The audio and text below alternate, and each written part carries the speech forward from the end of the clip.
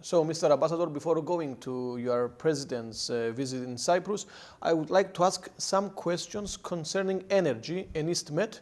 How do you comment all those that followed the USA's non-paper in which more or less USA abandoned supporting the EastMed pipeline? What's Israel's perspective on this? Well, Israel's perspective is rather well known, and it hasn't changed because of the American non-paper. We still think that we are at the moment in the process of evaluating and trying to see whether this is a feasible project. There are issues of technical feasibility, there are issues of financial feasibility, and all of this has to be taken into consideration into the political situation in the region, as well as the future energy policy in Europe. So it's a bit too early to make any kind of statements. We need to wait and see what will be the results of those feasibility studies. And based on these results, we can make a good calculated decision of policy. However, how important is the geopolitical aspect of this concerning our trilateral cooperation? Do you believe that the crisis in Ukraine and all the consequences concerning energy distribution is a good opportunity to bring back more decisively the construction of the EastMed pipeline? It's a bit too early to make this kind of assessment right now. No, we're talking here about a long-term policy. There are different elements that affect such a decision. A current crisis in the Ukraine could affect it. The future relations of Russia with Europe regarding energy especially can affect it as well.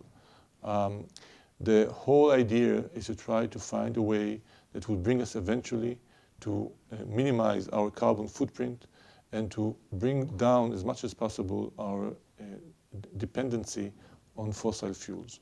Within this context, natural gas is the least polluting fossil fuel there is. So we need to keep on trying to understand how things develop, keep on doing whatever studies are required in this regard, and understanding the situation, and make decisions based on the developments.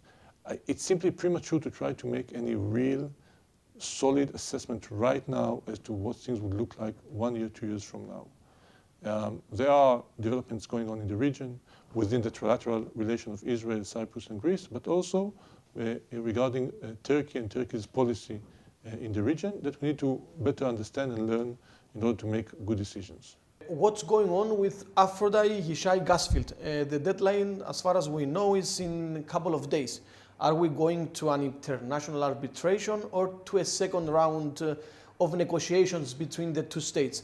A financial compensation from Cyprus to Israel is an option for Israel? Where we are right now is that there was an agreement between the two governments to try to let the companies reach an agreement between themselves. A year has passed since this agreement was reached. As far as we know, at the moment, no agreement was reached between the companies. Therefore, on March 4th, if there is no agreement, then the issue goes back to the hands of the governments. I think that both governments have an interest in trying to find a prompt solution to the problem, finding a way that they can agree on this, even though it's been quite a while. I'm not so sure that we want to rush into arbitration, but I think, again, we need to let it go back to the hands of the governments, and the governments have to make decisions. We have very good relations with Cyprus. We have very good cooperation with Cyprus. We can communicate our thoughts and can hear what is being said by the other side. And I'm optimistic we can find a way to solve this issue. President Herzog is coming to Cyprus. He previously went to Greece. What is the agenda of this visit? This is a visit that comes to demonstrate the excellent current relations between Israel and Cyprus. We are friends, we are partners, we cooperate on a variety of issues and fields, and I think that the visit comes to demonstrate and to show these excellent relations. There is, of course, a larger context to this. In recent months, we've been seeing efforts by Turkey to improve its relations with Israel. We have an interest in improving relations with Turkey. We think it's good and it's for the benefit of all friends and partners in the region. It's good for Israel, it's good for Turkey, it's good for Greece, it's good for Cyprus.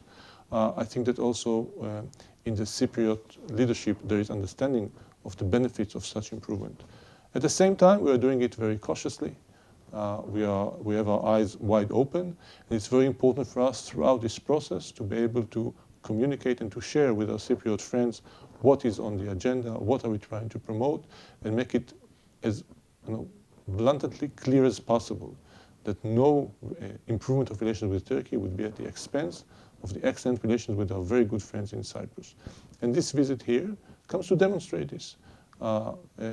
President Herzog will probably share with President Anastasiadis his views and his thoughts on the matter, and to share with him what is on the agenda, and try to see what we can do to be constructive, to be helpful, to be of relevance to Cyprus as well.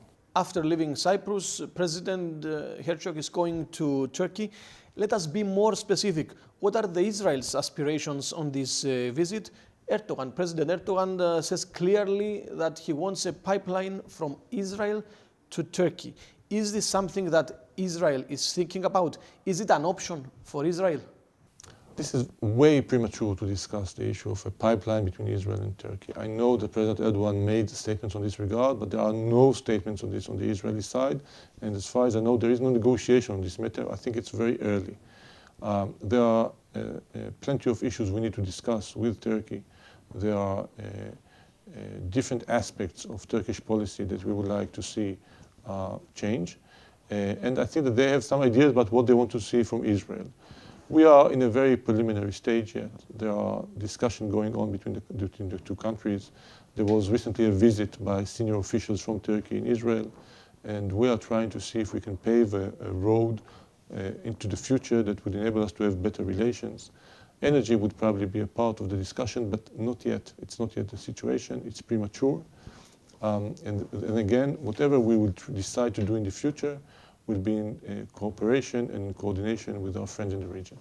Mr. Ambassador, we saw Israel trying to act as a mediator between Ukraine and Russia. Is this a specific political stance? What do you want to achieve? As far as I know, there was a request from one side that maybe Israel might be able to be a mediator in this issue based on its very good relation with both sides. I have no further information than this. I am not aware of any progress that was made in this regard. Both Russia and the Ukraine are important countries in Israel's view. We are saddened to see the current situation on the ground in Ukraine, and we are very hopeful that this would come as quickly as possible to a peaceful resolution.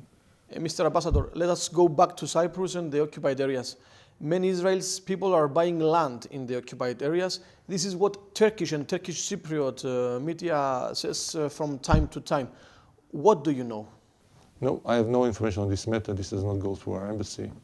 We're not encouraging any kind of activity of this sort. Thank you very much for your time and the conversation. Thank you. Thank you very much.